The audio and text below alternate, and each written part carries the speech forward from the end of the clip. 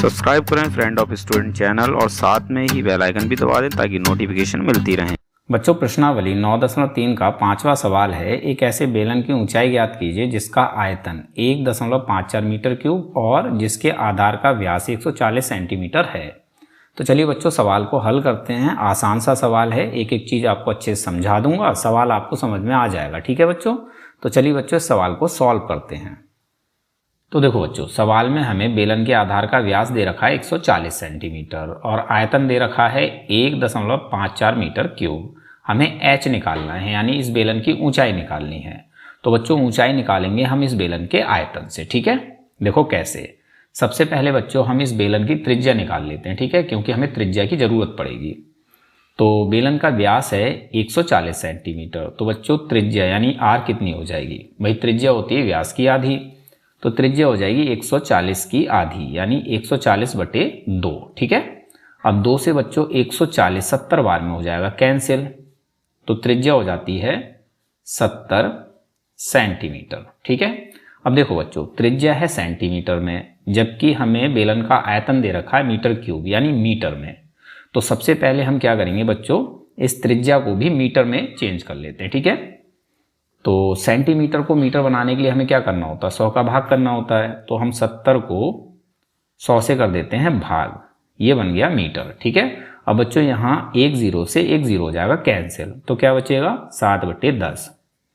तो त्रिज्या हो जाती है 7/10 मीटर। ठीक है, अब बच्चों त्रिज्या मीटर में हो गई और आयतन भी हो गया मीटर में। ठीक है, अब देखो हम क्या करेंगे। बेलन का आयतन बच्चों क्या होता है, यानी इसका फॉर्मूला क्या होता है? तो बच्चों फॉर्मूला होता है πr²h। ठीक है, तो एक तरफ हमें बेलन के आयतन का फॉर्मूला लिखना है, फिर बराबर लगाकर दूसरी तरफ हमें बेलन का आयतन लिख लेना है जो कि हमें दे रखा है। ठीक है, अब यहां हम इस फॉर्मूले में मान रखेंगे। ठीक है, पाई का मान 22/7 गुणा r² यानी त्रिज्या का स्क्वायर।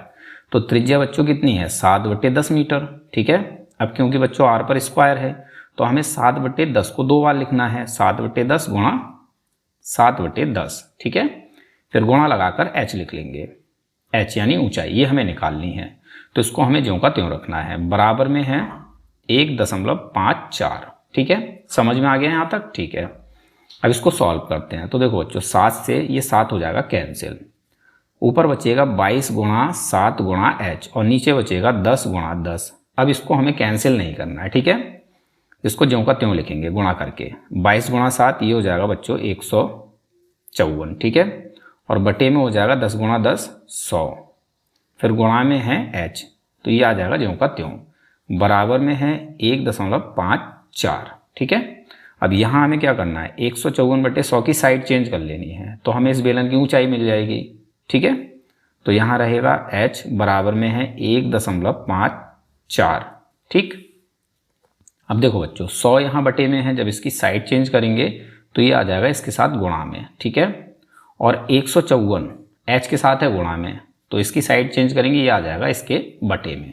ठीक है, अब इसको हमें सॉल्व कर लेना है, तो हमें बेलन की ऊंचाई मिल जाएगी मीटर में, क्योंकि सारी चीज़ मीटर में है, तो ऊंचाई हमें किस में मिलेगी? मीटर में। ठीक है, अब देखो इसको कैंसिल कैसे करना है। सबसे पहले हम इस दशमलव को कैंसिल कर लेते हैं। ठीक है, यहाँ से दशमलव हटाएंगे, दशमलव के बाद हैं 2 अंक, 1 2 अंक हैं, तो नीचे वाली संख्या में हमें इस तरह से 2 0 बढ़ा लेने हैं। इस प्रकार से ये दशमलव हो गया कैंसिल। ठीक है, तो ऊपर हो गया 154 गुणा 100 और नीचे हो गया 15,400।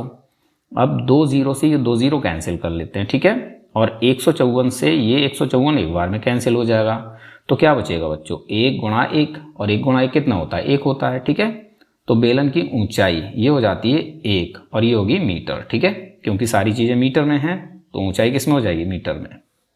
ये हो गया बच्चों आंसर। अगर सवाल आपको समझ में आ गया हो तो इस वीडियो को एक लाइक जरूर कर दें। मिलते हैं अपने अगले वीडियो क्लास में।